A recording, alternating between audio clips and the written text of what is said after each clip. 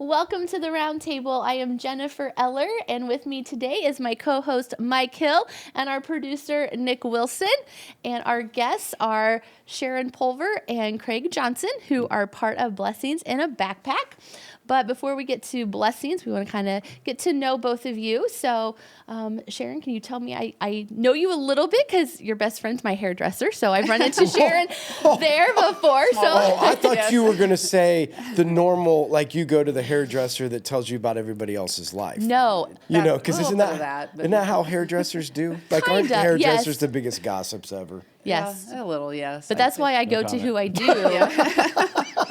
Tara is not like that, and her girls are not like that, and I appreciate that. Okay. I mean, I've known Tara for a lot of years, and so we have great conversations, but it's not the gossip type of stuff. Yeah, I just always figured if you want to know something going on, like, go to the hairdresser, and they got the scoop on everything. Yeah. Well, we happened to one day be in at the same time. Yeah, it hasn't happened since, but yeah, it was. I go tomorrow. Are you there tomorrow? No, I'm not there tomorrow. No, but yes.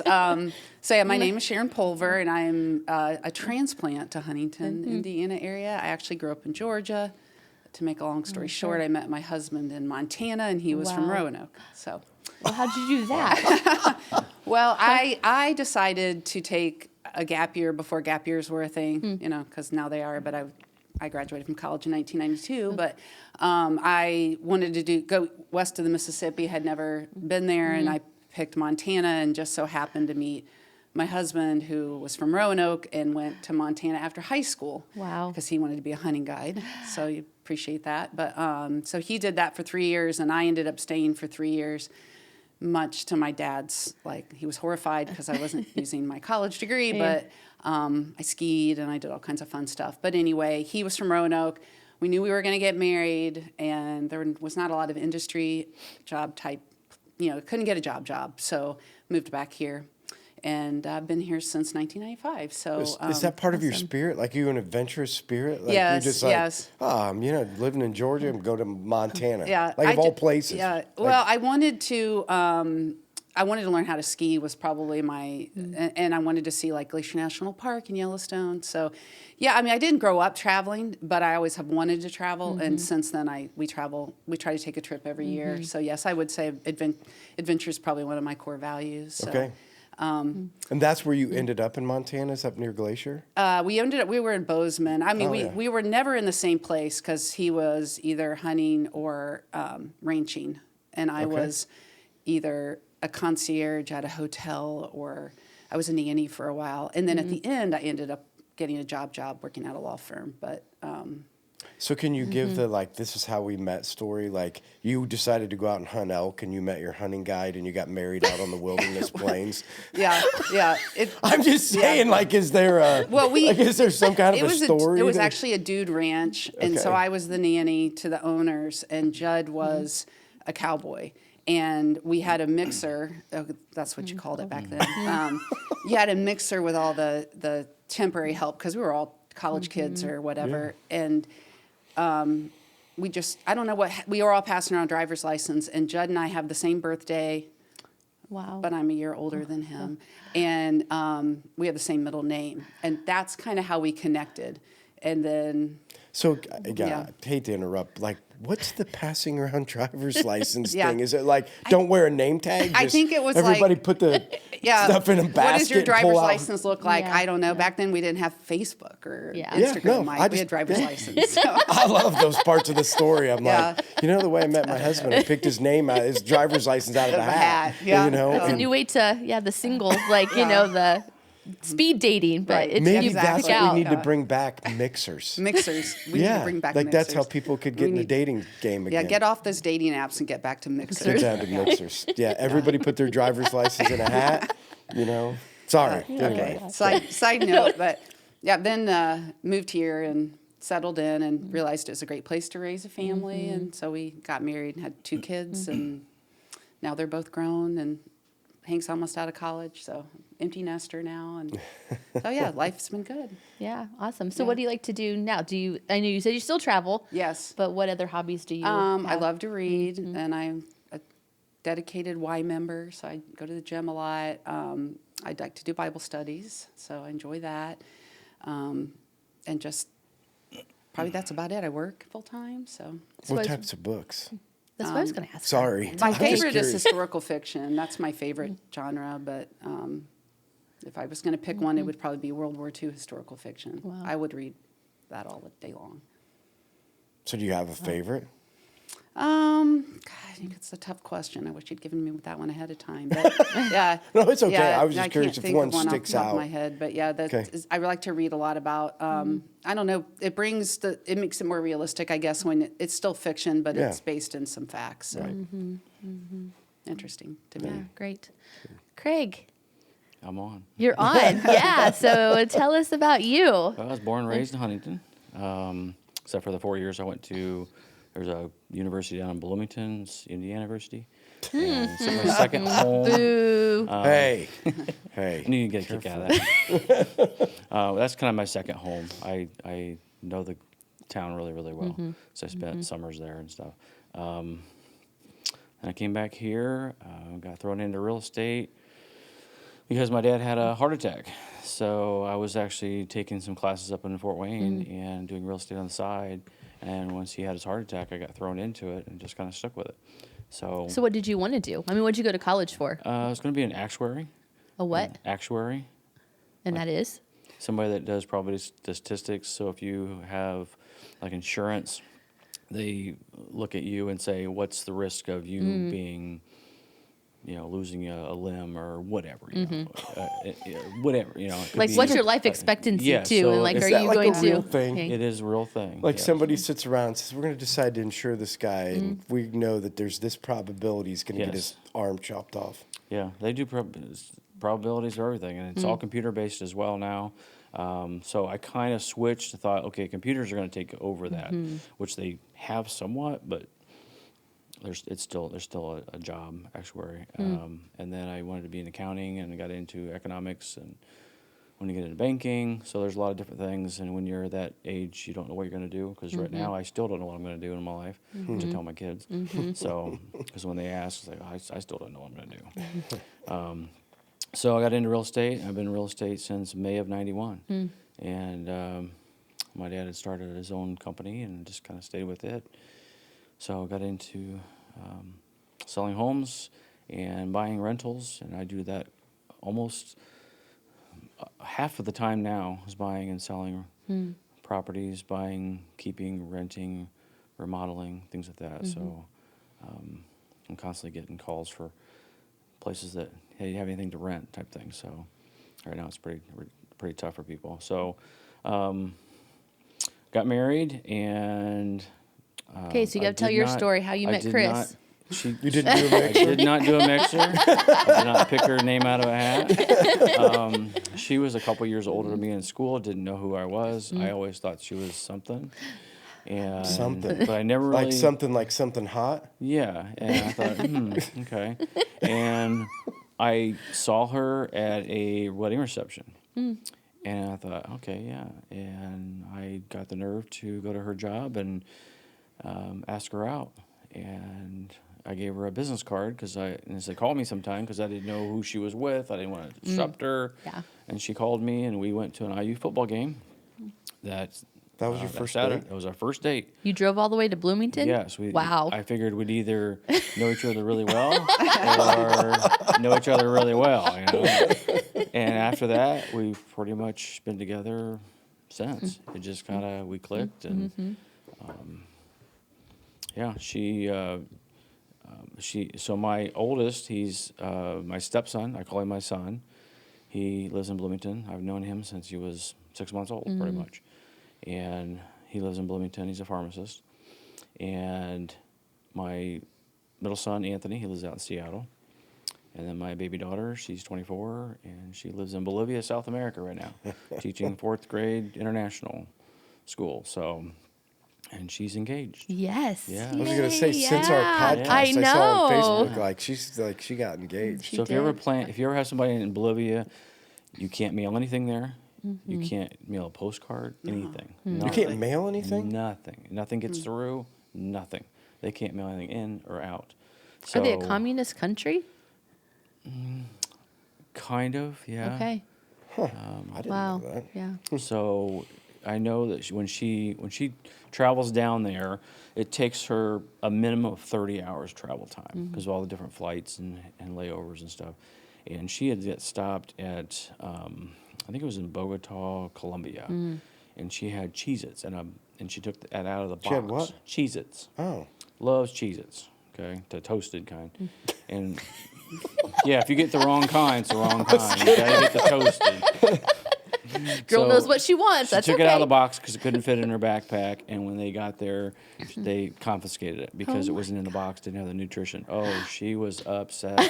Oh boy, taking food away from her. Boy, I'm not sure wow. I'd challenge the Colombia TSA. So Over Cheez-Its. You can take Yeah, them. it's- Really, yeah. it's okay. So it's humor stories, but to plan a wedding when the two are in Bolivia, South America, is kind of you do everything planning first, and then he asks her to marry her, and then now we're official. Yeah. But it was already planned. He wanted to talk to me. I respect that, and they're only home certain times, so their school year is pretty much about what our school year is here. So they're off in summers and spring breaks. So yeah, and he's from Pittsburgh. Yeah, awesome. Yeah, I got to meet him. He was I'm really a Steelers sweet. fan. Yeah. He's a Steelers fan. So, Too bad for Yeah, him. awesome. Right? Yeah, Didn't I they know. get beat last night? They did. Yeah, they did. Yeah. We didn't have that game on, so Yeah. we've been watching a lot of football. Who? Our house has. Oh. I've watched more football this year than ever in my whole So entire are you life. now like I love it? I don't know if I love it, but I don't know what game we had on last night. Buccaneers and the Eagles. Eagles, Yeah, yeah. that was an The Bucs interesting beat the game. It Eagles. was like, oh my gosh, it Yeah. was just Yeah, it the was Eagles kind of just crazy. took a dive. They were 10-1, Yeah, so. and they Yeah. Here's a quick question. Yeah. So, did she think it was weird that you showed up at her work and said, "Here's my business card. Do you want to go on a date?" I think so. Yeah, it took her I a while just to love call these me. old stories. This is so much fun. It's not And it was- anything like it is. I mean, she today. heard all these things like, well, if we go there to Bloomington, I'll find out if he smokes cigarettes. 'Cause I don't want that. Because he's a big drinker. I mean, she's gonna find out these things, I guess, and evidently I talked more than her, and which is unusual because I'm not a talker. Was she from Huntington? And did She's you from guys Huntington, go to high yeah. school together? Or? She was a couple years older than I Okay, was. Yeah. all right. She was, well, I saw her. She was in the band. She was a baton twirler. So she was one of those. And I'm like, okay. Wow. So It she just- could do the whole like all the way up Yeah, there. I get her catch to try to and- do it every once in a while, and she won't. Can do she it. still do it? She won't do it. So I don't know. Oh Yeah. gosh. Yeah, when you find the Yeah. old baton and stuff. Yeah, no, sorry. I just want to. I think I'm coming up with ideas. We need to bring some of these dating things back in the game. Yeah, well, she Right. talked to some people, and who is this guy? And she kind of knew who I was. And Yeah. It just kind of.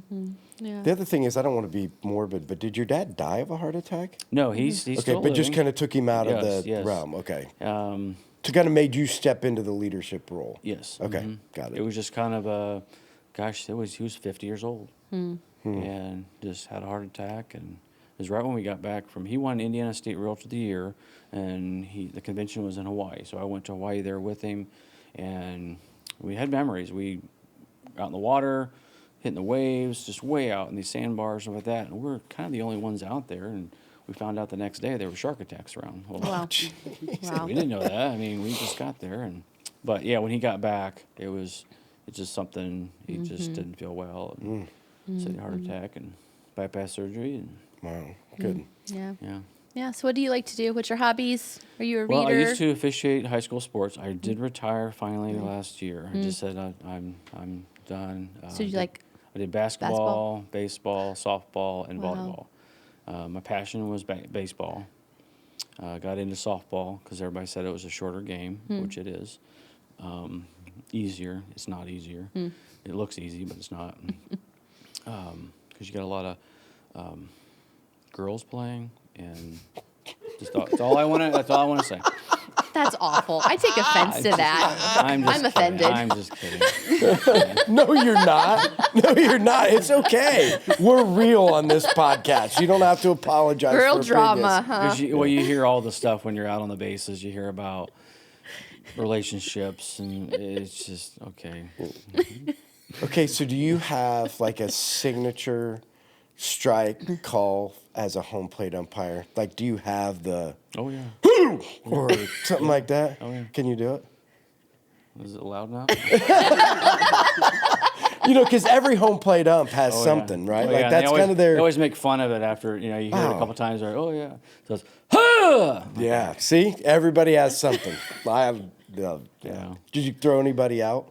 Oh yeah. Okay. Parents or kids? No, parents no. You don't really do that. You kind of get the coaches and say, hey, somebody over here needs to. Did you have Take anybody care of it. kick dirt on you? You know, I'm just Not that thinking I'm of all aware of of. these things you see on TV. The guy brings the trash can out and puts it on Yeah, home that's- plate and that crawls kinda- out in a grenade position and throws or Yeah. picks the base up and Everybody thinks they're the end all be all coach or something, and their child's going to be the next Oh, I baseball player. It's like so it trickles down from the pros because they get paid. That's Yeah. their thing. And now you think, okay, well I can do that too, and it just trickles down, and it is bad right now, yeah. especially in basketball. But Everybody's an NBA player. yeah, it's Probably why there's a referee shortage, right? Or Yeah, not? and Is there one? Yeah, I think Oh so. yeah. Yeah. Oh yeah, there is quite a bit. They're thinking about football, maybe having Friday games. Some go on Saturday because they don't have enough officials. Really? Yeah, so it's a real thing. And Because they're just sick of it, like, or does it not pay well, enough? If the best way to explain it is if you're a young official coming out of college or whatever, and you're real gun ho, and you do games, but you're doing games that are freshmen or lower levels, and there's nobody in the stands. So when somebody says something, you hear it, and there's coaches out there, not picking on the coaches, but they want to be freshman coaches, but they want to be JV. Yeah. They want to move up. Yeah, So right. they're trying to do something. And you hear that all the time. Where if you're a varsity coach and you've been there for a while, yeah, you hear them and you can talk to them, but it's just different. I don't know. It's just, and you have to have a thick skin. Do you have it? Do I have it? A thick skin? Oh yeah. Yeah. Oh yeah. Yeah. With me doing it for so long, gosh, I started in college and did the intramurals, and that was probably worse than because intramurals you have all the fraternities and sororities, and they're all It's like big reffing competition. Salvation Army. Yes, yes, and What? I don't know what that means. Salvation Army basketball. You Yeah. got guys like me coaching. Yeah. A bunch of kids that quit high school basketball and then they're Oh, okay. playing and yeah, no, it's like yeah, and then maybe somebody had a riff with somebody else and they're playing that week. Yeah. It boils down into the game. It's Yeah. just, it's all. have the all out fights. And us coaches Nice. and officials don't know what's going on, but then something happens, and it's just so you have to have thick skin. So yeah, I've thrown out pitchers, catchers, basketball players, Yeah. coaches, technicals. Yeah, I always think the great thing about football is I don't think the refs can have near the impact that they can in basketball. Like refereeing in basketball can just change the whole complex of a game. Like how they choose to call fouls underneath. And again, I'm Right. not saying I'm a Right. ref. I'm just a person watching, but that can change from game to game. Oh, yeah. Right? Like the physicality that's allowed in one game isn't Right. allowed in another. And one guy getting 2 fouls in the first half can change the Oh, yeah. complexion, where in football, I mean, that just doesn't change the complexion of the game Right. as much, Right. especially at the high school level, Right. Like it's less to yell about. Right. You Football know. is more of injuries. Yeah, to key for sure. players. Yeah. But if you ever watch, on the officiating thing, if you ever watch a basketball game that's a full crowd, and if you're witnessing and you can see it, if there's a call made, a certain section of people will get an uproar or whatever. It's all about angles because they can see what that angle is, and maybe somebody else does. That's why you have 3 officials out there. They're all different angles. And they may have seen something, these replays, and it's a split second. Yeah. It's just... Yeah, when we go and watch girls basketball games, I'm like, people are yelling at officials, and I'm like, are you kidding me? Just let them play. It's already like watching paint dry. Just let it go. I don't know what you're yelling about. Just they're all traveling. They're all fouling. They're all, you know what I mean? Nothing not being Right. sexist, but there is a for sure difference between girls basketball and guys basketball and the level of how it all works. And I'm like, oh my gosh, just let him go. I don't know why you're yelling at the ref. If I was them, I'd just let him keep running up and down the The floor. worst story I had was when I did a Riverview, Crestview, 7th and 8th grade. I think it was, I don't know. It was one of the games. It was really tight. Both teams were really good. And my partner was struggling. And so I had to kind of pick it up and stuff. And I actually got a phone call at home After the game? the next day. And this is back before caller ID, all that stuff, and anonymous. And I thought, I'm not doing any more local stuff. And that's a factor too. You just, that's why you lose officials. Did they yell at you? Just Told him. I can't really say anything. on Okay. it. But you didn't even know who it was. It was like a non. It's it like, was some male. That's all I know. that's all you know. Wow. And evidently they had somebody that played on the team and that lost, and Wow. it was because of Yeah. me and the other official. Were you at the Crestview Riverview game the football game when the ref died? Remember that? That's been. Was that I can't remember the guy's name. he died? but- Yeah, he died at halftime. Yeah. Yeah, I was actually the I Lime never heard City. that. Yeah, Lime it's City terrible. officials. Wow. Yeah, I can. Doug Yana. Yeah. Yes, It I was heard about awful. that, and there's actually me and Steve Godfroy. He was the president at the time. We had to get together, and Steve's there's- still doing it. I saw him. the Yeah, other he's night. he's kind of retiring too. But I don't know if he'll probably die on the field. That's just him. But yeah, there's an insurance policy and stuff like that. So we had to do all that to help with the state get the insurance policy, things like that. Yeah, So, no, it was just sad. Wow. yeah, it was really sad. I heard about that, and I was like, I just talked to him like 2 weeks ago. Yeah, I'm like, And what? it was- This never happens. Nice Yeah. guy. I think he was maybe 50. Yeah, just died of a massive. Well, that's what Wow. they said. Just died Yeah. of a massive heart attack right out there Wow. on the field, and Yeah. right during the game, or during the Wow. game, it's halftime. But yeah, Yeah. Wow. it was- Crazy. okay. Yeah. Things happen. Sorry. Sorry. No, it's all right. No, yeah. Well, yeah. So, favorite childhood memory for you, Sharon? wow. What sticks out well, to I mean, you? we, as a family, we would go every year to Florida. I mean, we didn't have a lot of resources to travel, but that was something my dad would make sure we did every year. And so I always remember going, we went to the Daytona Beach area, New Smyrna Beach, actually, every single year. And so I don't think I just knew that I wanted to pass that to my kids and travel with them because that was just something I always enjoyed. So, what's your favorite trip that you've done with your family? We went probably a favorite. It's hard to pick, but we did a RV trip with Jill and Kevin Jameson and their two daughters, and then our family of 4. So there were 8 of us in an RV. Wow. You guys were all Wow. in the same RV. All in the same RV. Oh, I thought you did different ones when No. you did How it. big was your RV? Hopefully that was It would. We did have a tent, but just because there was not.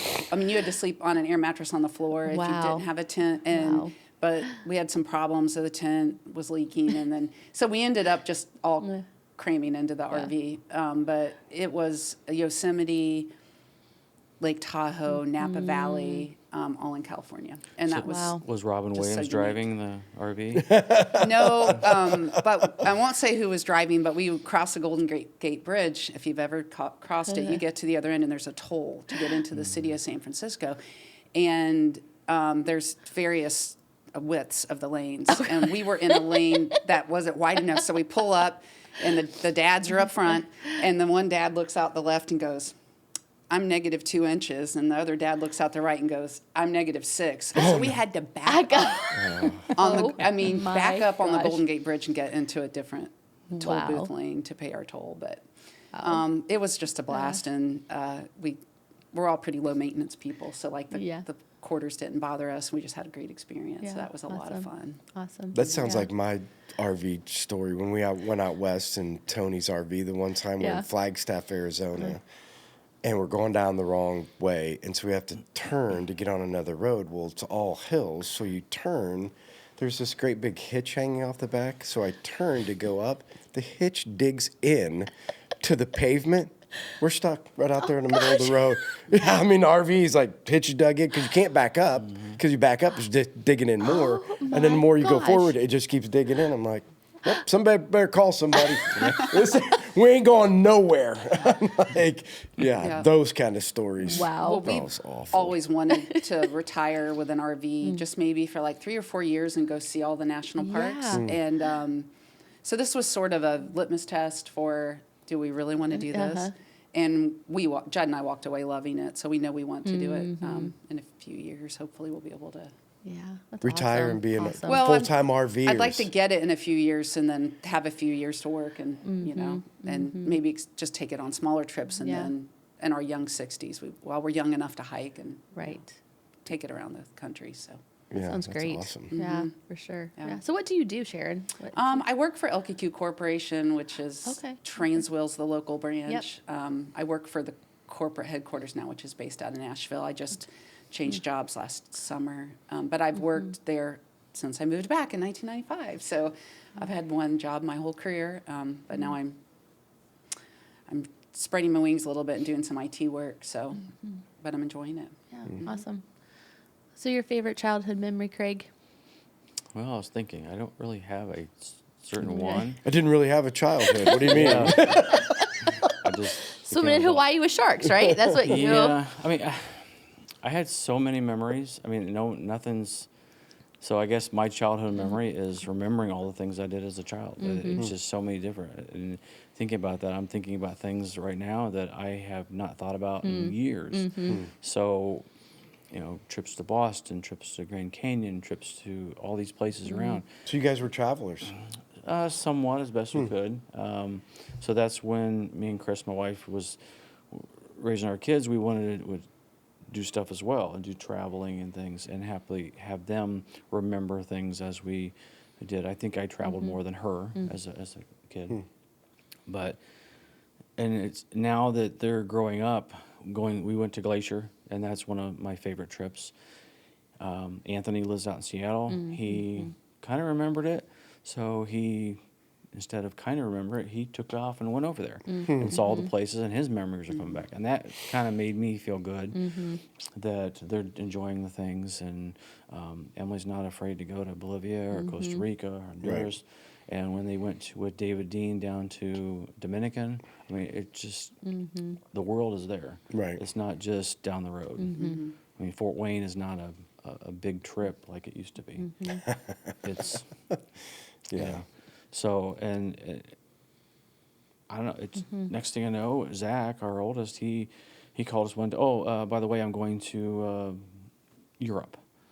Oh, when are you going? Well, I'm on the plane. Oh gosh. I mean, type thing. He went to German Fest with a bunch of old college guys and hung around. Yeah. And it's like they're not afraid to do that. Yeah, So that's great. good. And that's what helped us and how we tried to do somewhat of educational trips with also fun, if that makes sense. Yeah. So do I have a childhood memory? My childhood had a lot of memories. There's a lot of different, I mean, one's not better than the other. Yeah. So that's awesome.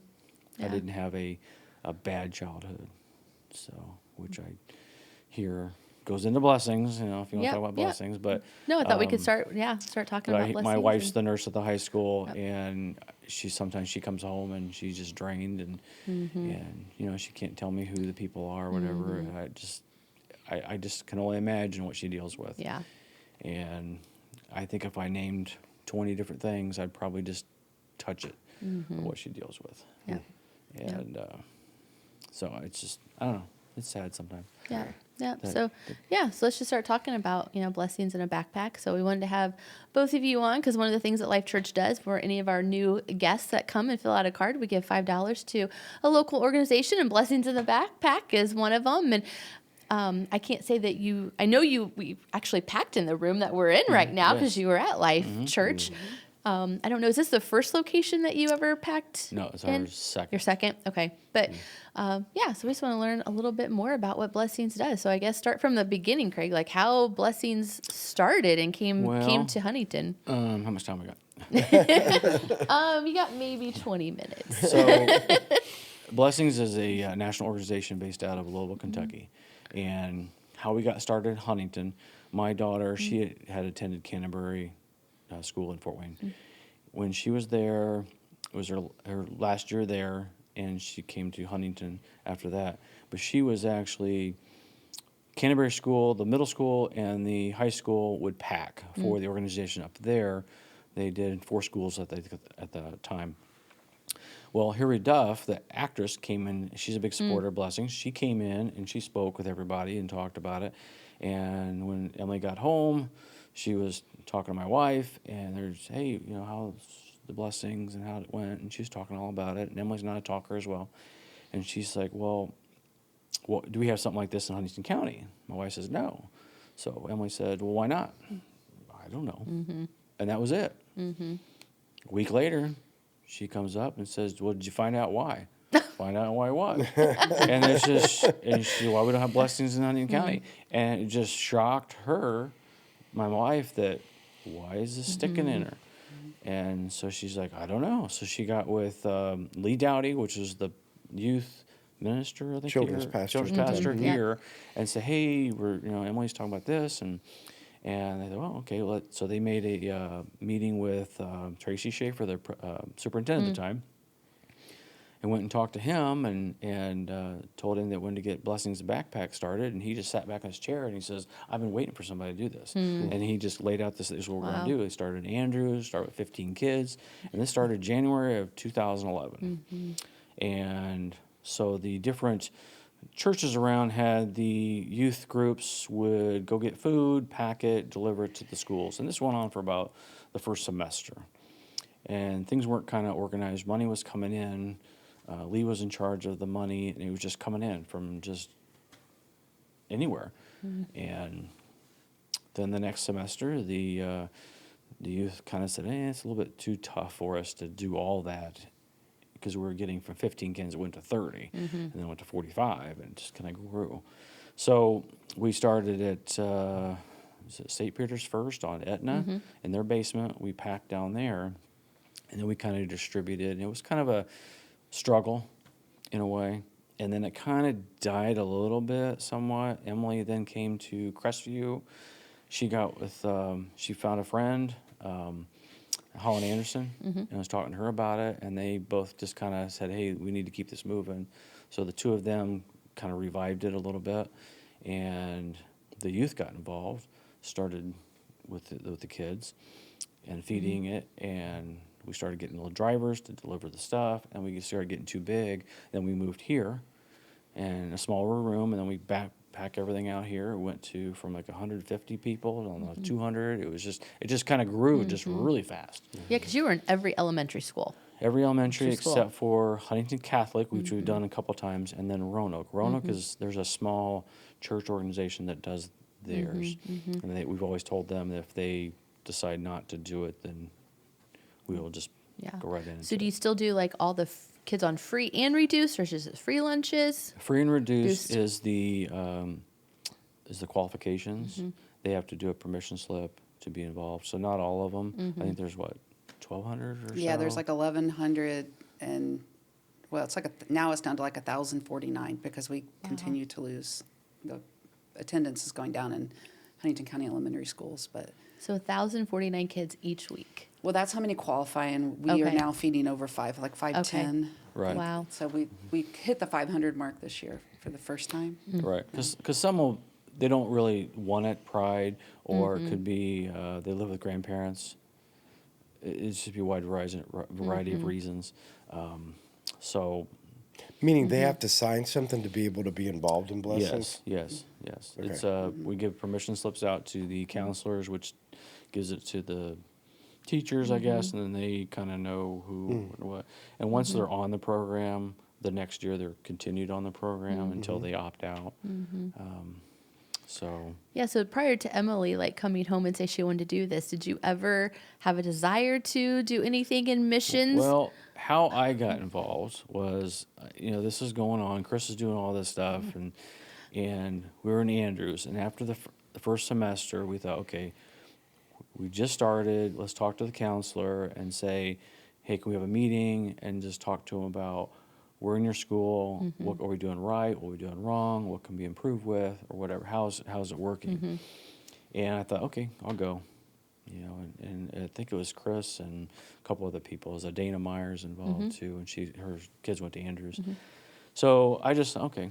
So we met with the counselor, and the counselors say, there's some kids that when summer comes, you want them to go home because you're like, and there's other ones that are like, their home life, and it's like, ugh.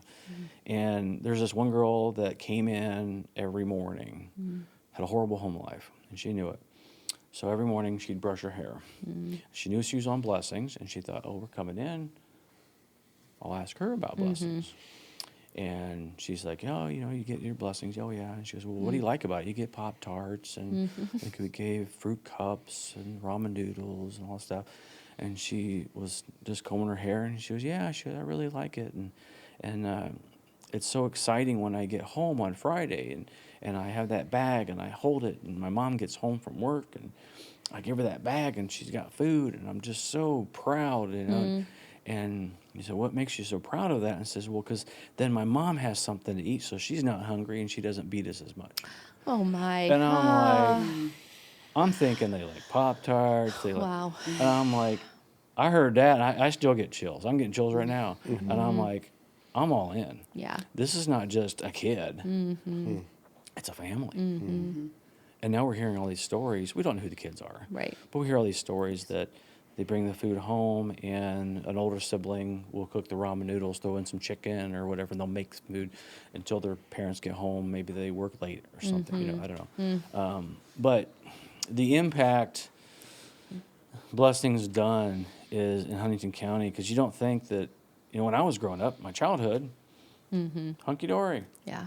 Always food on the table, good family life, no one's I yelling, had beating breakfast you. every Yeah. morning. Yeah. I talked to my mom, and Yeah. it was just a special occasion when my dad was home in the morning. He worked third shift. I mean, it was just, and now it's like these kids are broken families, Yeah. and no food to eat. We heard a special occasion was they go through McDonald's and get a 6-piece McNugget, and they each get a nugget, and it's just, it's tough. Yeah. I just don't understand, but now I do.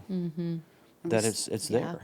We survey the teachers each spring, and we get comments kind of not similar to Craig's, where they'll say, I know these kids, that if they don't have this, they don't have food. Yeah. And so you get that kind of reassurance, even though we can't meet with the families, that there really is a need for this, for the students in Huntington Yeah. So then County. how did you become a part of it, Sharon? Well, I had school-age children. So Emily is 1 year older than Luke, I think, or in between Luke and Hank. I can't in remember. between. But those girls did a great job of spreading the word through the middle school ranks. And so I think Luke was the one that introduced me to it. And at that time, he couldn't drive. So I'm like, well, let's do it. And of course, I think we always tried to let our kids know you are blessed and you give back. And you have work for what you get. We always tried to just give them good core values.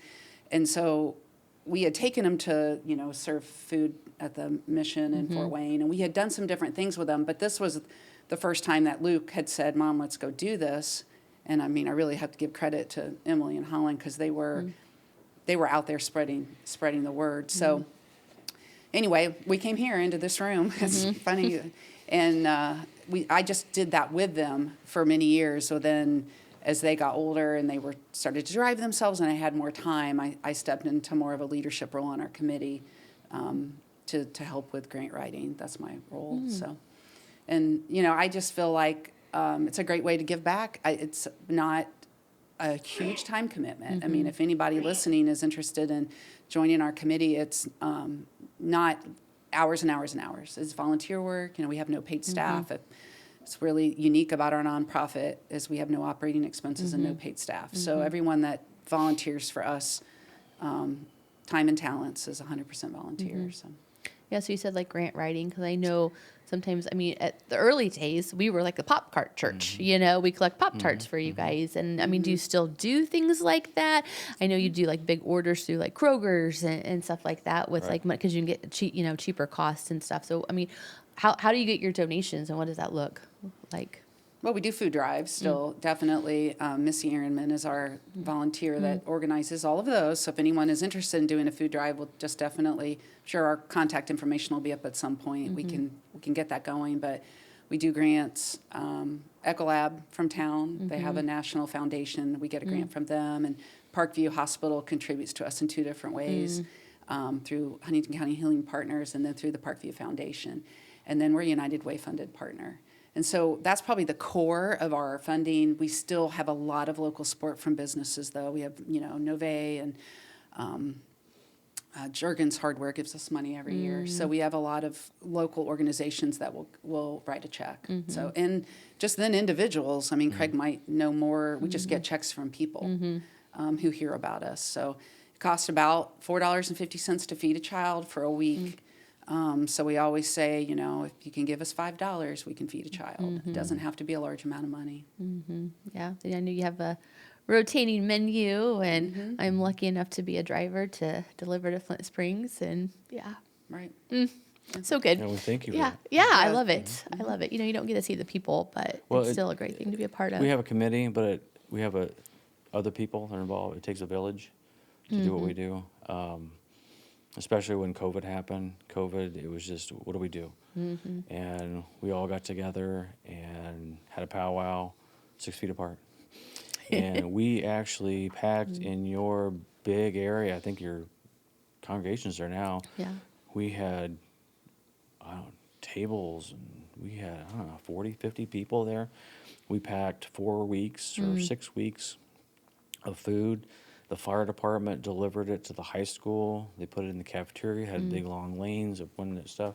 So when they actually would give the food, deliver their food through the school, they would deliver the blessings with the buses. And then the bus drivers saw how some of these kids were living, because they would see at the house, not necessarily at the bus stop. So Because they would take it up to the house to give to the families. Yes, and Wow. we started getting donations from bus drivers. Wow. Yeah. They're like, I did not know. And I'm like, hey, I had a light bulb when I heard my story, and but it took the fire department, Ken Akins at the school system with the food. We needed more totes. Next thing you know, I had money, and I ordered totes, and we got the totes before the company close to Canada stopped making them because COVID. So we had enough totes to do 4 to 6 weeks. So it's just the outreach. You don't know how many people in the village it's taken to do blessings. Because you guys pack every week, correct? Every week, Every yes. week. You have different organizations that come in and. Yes. And sometimes we pack 2 weeks in advance. It just kind of depends on the school system. And also, we have people that on our committee that are in charge of that. So everybody's in charge of something somewhat, and it kind of overlaps. So like if she needs help with a grant, she'll advice from this or that. So it's not a president, vice president, things like that. It's all a committee.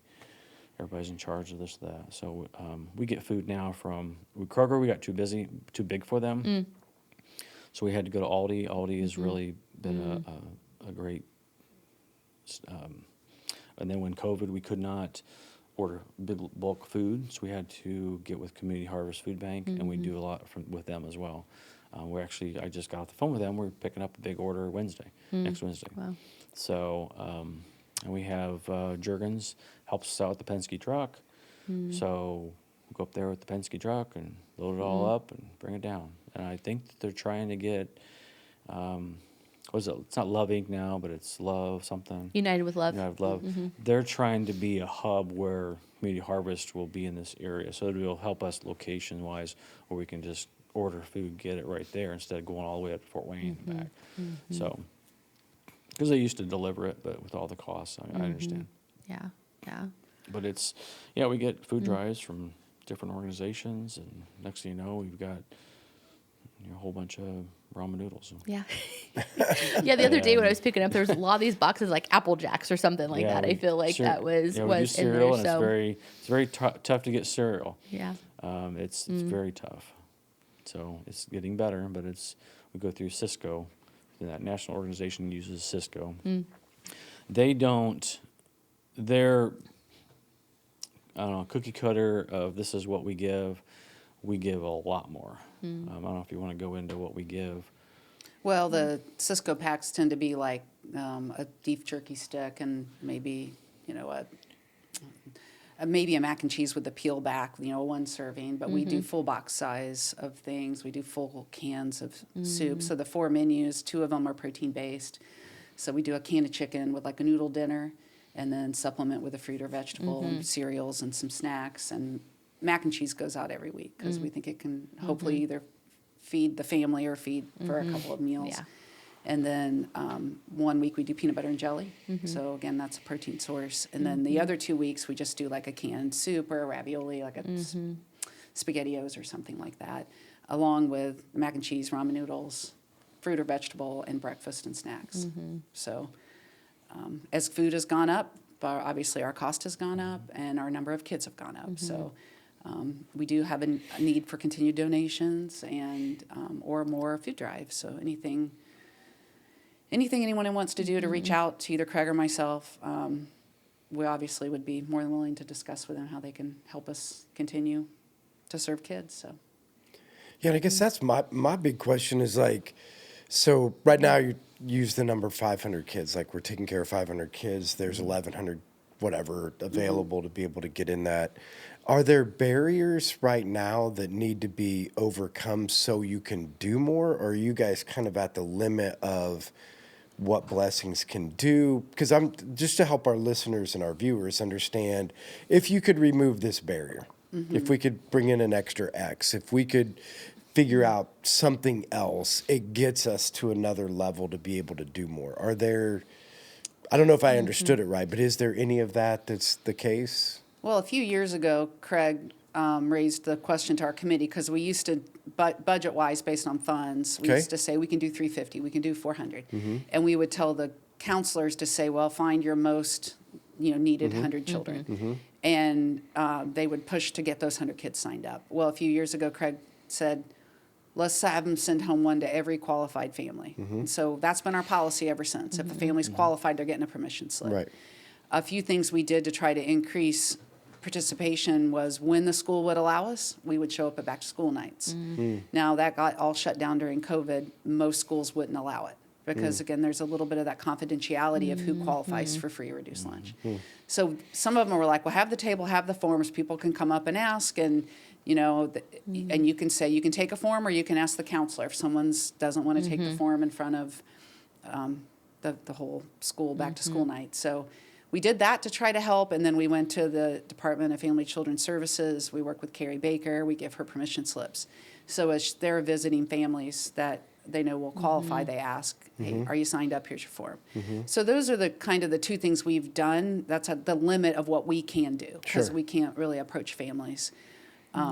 Obviously, if we had 1,000 kids sign up, I would certainly tell you we would need more funding. Right. So, but we would be willing to serve 1,000 kids if we had 1,000 kids sign up. We'd figure that out.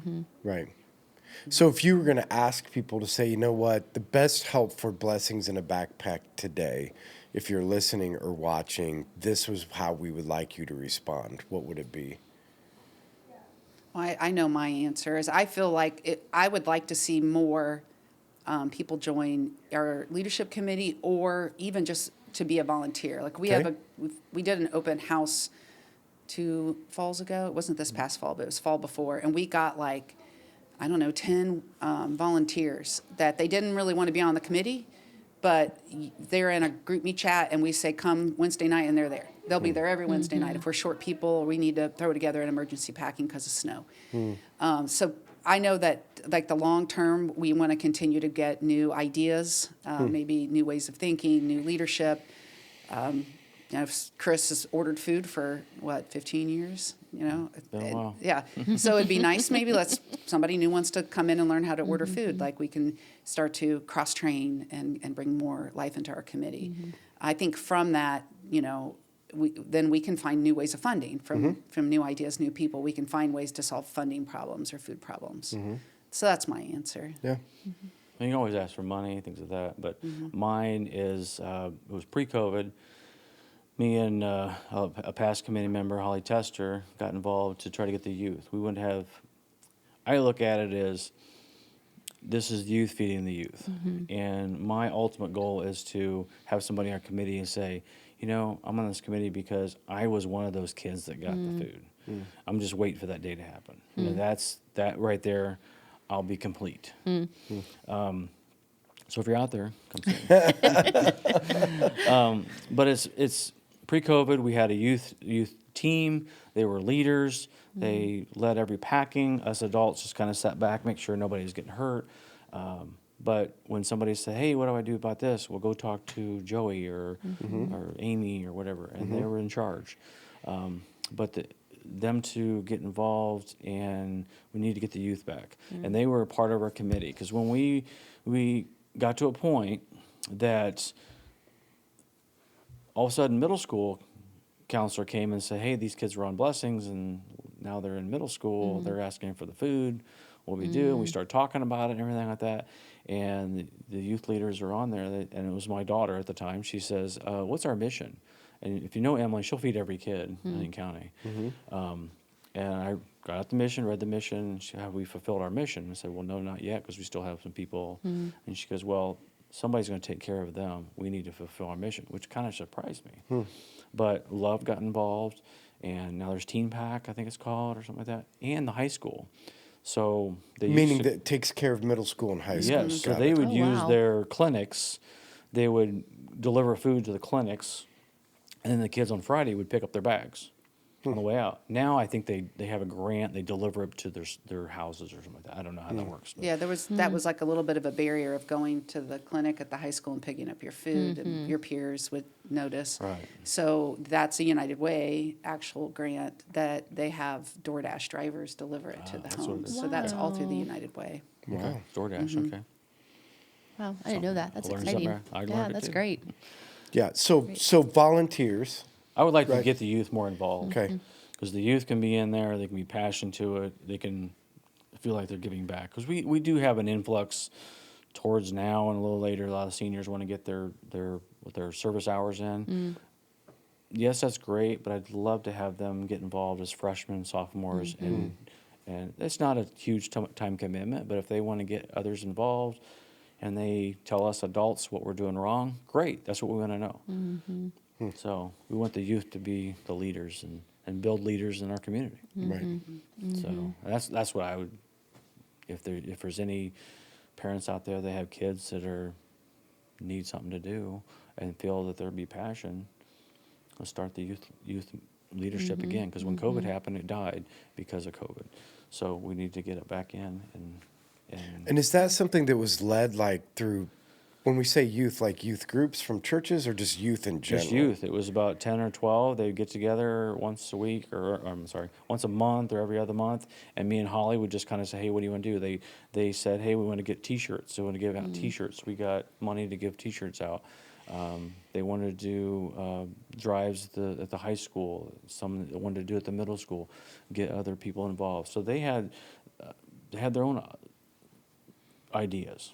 They went to organizations and spoke. If you and I are talking to adults at a Optimist Club or whatever, okay, they understand. But if you got a 15 or 16-year-old that's talking about blessings and how passionate they are, it's going to hit home with them more than us talking. And So the youth group was a wide range of sports. So if you were in basketball season, you were just kind of doing basketball, right? But the students that were golf players in the spring were contributing more in the fall and the winter, and then in spring we wouldn't see them again until the fall. So if that's a barrier to any parents thinking about their children, they can have their sports seasons. We had a way it just seemed to work out, didn't it, Craig? Yeah, some would get in the fall and some would be in the spring, and basketball, long season. Right. Next thing you know, the basketball team wants to pack. Well, we don't have a place for pack, so they can break food down, they can clean something.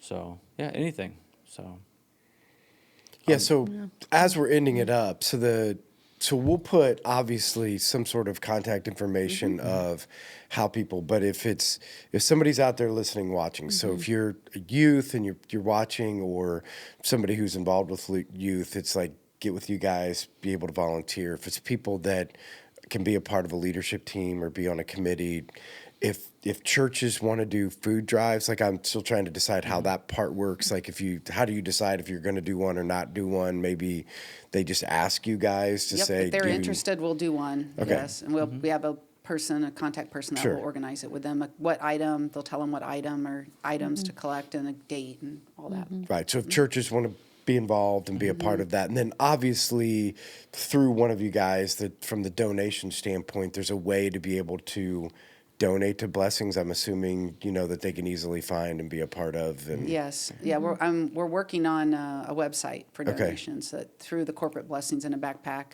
I've started to work on it. I don't have it finished yet, but they can certainly mail a check or make a phone call, and Right. we can work with them on that. So yeah, but either way, it's. I mean, we'll put out some sort of, when we put this podcast out, there'll be an opportunity to put some sort of a link or thing that would be able to get, and so get to that. And if you would say, we'll kind of end it with this, to any local churches or people, other than the things that you say, are there ways that we can help bring awareness to what's going on to help engage more people?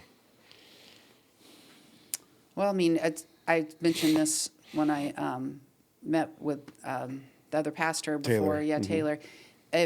We're certainly more than happy to come and speak at any church, this church, Life Church, any church. So that's one way that if people, 5 minutes at the end of any service, we can give a much shorter spiel than this. So, And if people want to know more what Blessings is, I just tell people, okay, imagine just eat lunch on Friday and don't eat until Monday morning at breakfast.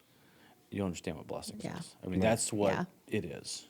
Right. Because these kids don't have any food from lunch to breakfast, and that fills that gap. Yeah. Yeah. Good. Well, again, thanks you guys for coming on. I mean, I think that obviously people have got a perspective of what needs to be done and how they can help. And so when we put this out, we'll try to put links together. And again, if you're somebody that's out there that's listening or watching, be a volunteer, get involved, get with you guys, be a part of it. As local churches, we need to try to figure out how to keep telling the story. Like you said, there's nothing more powerful than the story. Right. The story that you told of a young girl taking her meal home and, not getting beat as much because she has food. I mean, those are the kind of, not you can tell that direct story, but this is why, because they're, I've always said this, is that it's not because of a lack of money or resources. I mean, the food crisis is not because of a lack of money. It's either a lack of awareness or we're too greedy, one of the two. Because the amount of money that's in the United States of America in communities, no one should be hungry and nobody should have those problems. And so we need to figure out how to step up, be a part of, support organizations that are, the basic need. And that's, something that it's hard for some of us to understand because you've never been there, right? You've never been in a place where you go home and there's nothing in the cabinets, so there's nothing, to be able to eat, and what stress that puts on.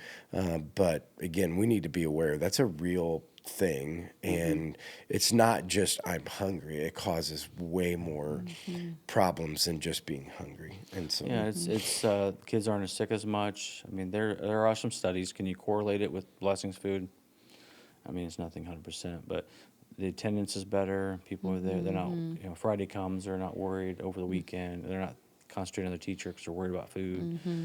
So that kind of takes it out of their mind. But it seems like they're healthier, more attentive, have grades gone up. We hopefully they all have, but, you can't direct coordinate it. But, No. Yeah. But one plug I'd like to have is, if you're looking for volunteers, things like that, is we are in the early stages of building a facility of our own. Wow. That we have the plan somewhat, but we need to have some idea of the cost of everything involved. So if there's anybody out there that has any type of I don't know what the word is, but experience or contractors experience on something like that, I'd love to talk to them, because we want to say, okay, this is how much we need to raise, and then put that out for raisement of that. Because we've partnered with one of the local churches that they've actually donated some land. Wow. And it's actually attaching to their facility, which will hook into their heating and all that stuff. So it's going to be kind of like what we did here somewhat, but yet we actually we don't really own it. We would be renting it over so many times, but it would be like free pretty much.